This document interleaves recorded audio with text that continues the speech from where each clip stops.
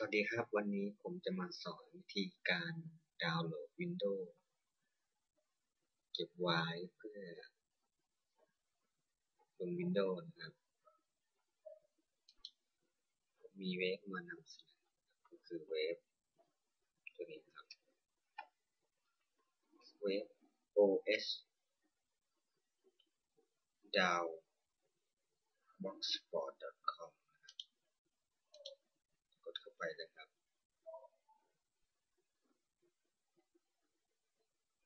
แล้วก็กด Windows XP HP 3 Original เข้าไปก็จะมีโปรแกรมมากมายนะครับ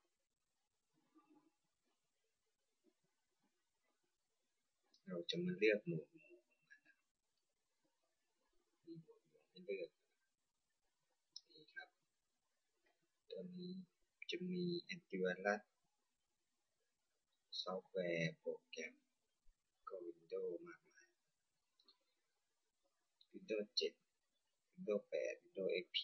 เลือกได้ตามใจชอบตัวนี้ผมจะมาสาธิตการโหลด Windows 7กดเข้าไปเลย Windows 7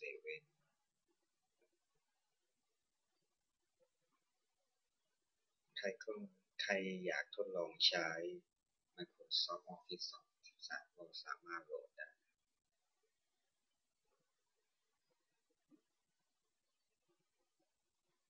ผม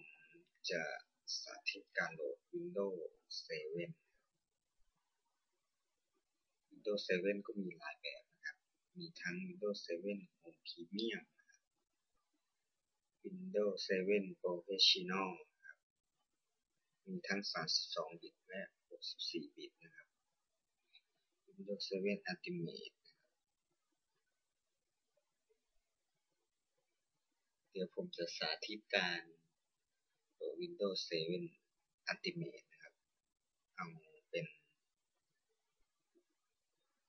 32 บิตนะครับตัวนี้นะครับ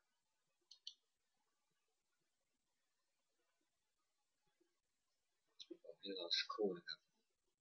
รอเวลาแล้วก็ Skip Advance นะครับข้าม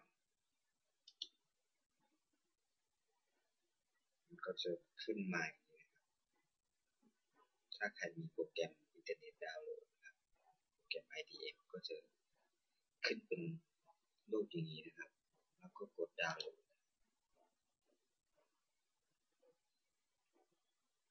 ก็รอให้มันถึง100ด้วยนะ100%ก่อนนะครับถือว่าดาวน์โหลดเสร็จสมบูรณ์นะครับผมโหลดมาแล้วนะครับผมจะเข้าไปให้ดู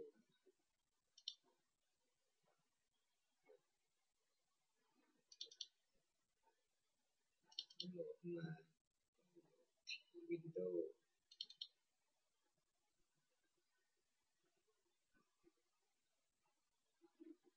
สมมติเป็นตัวนี้นะครับที่โหลดมาถ้าเราดาวน์โหลดเสร็จก็จะเป็นเรากดเข้าไปดับเบิลคลิกเข้าไปนะครับ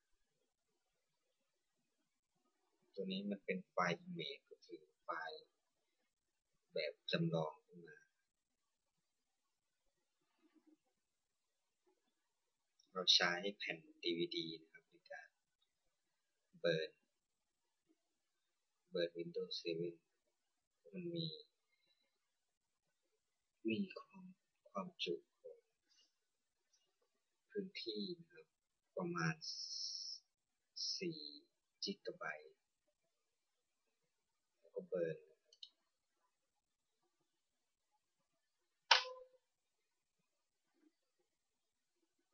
ตัวนี้มันขึ้นมาบอกเราว่า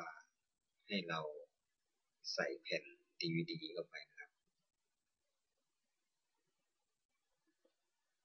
ขั้นตอนนี้เราจะใส่แผ่น DVD เข้าไปนะครับ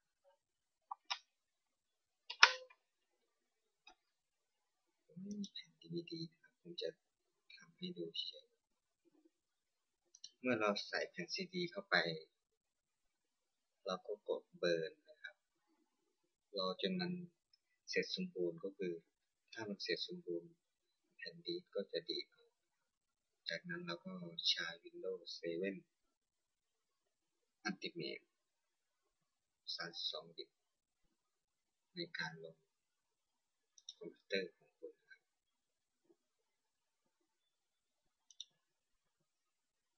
ผมก็ขอจบการนำเสนอการดาวน์โหลด Windows 7 ไว้เพียงเท่านี้